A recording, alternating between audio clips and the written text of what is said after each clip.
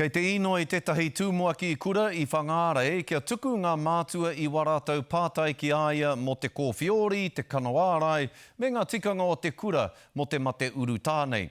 Hei tāna tokomahanga tamariki kei Wainganui te rima me te tekau mātahi ngā tau, kāre anō kia whai i te kanoārai. Me te aha, tokomaha o rātou, he tamariki Māori.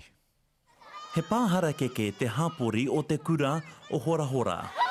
Engari kei raro e putu ana te toru te kau ōrau o ngā tauira kua pūwerotia. We're putting our kids into danger.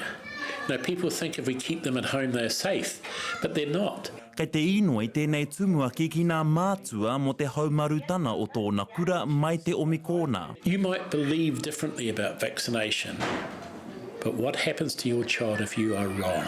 Huri noa i te tai toke rau kei kō atu i te rima mano ngā pūwero vaiza mo te rima ki te tekau mātahi tau kua puta, engari he toru tekau mā whā ōrau o tērā kua whiwhi e te Māori. I think we just need really good information for parents. Kei te āki tēnei nehi ki ngā kura, ki te awhi ngā pūwero tana, hoi anō tērā hoki te mataku, kei wehi mai e tahi mātua.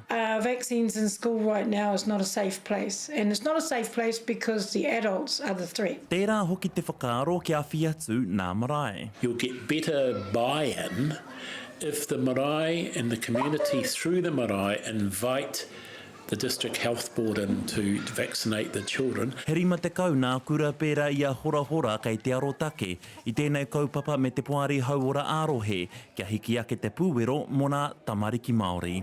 Tara Black, te karere.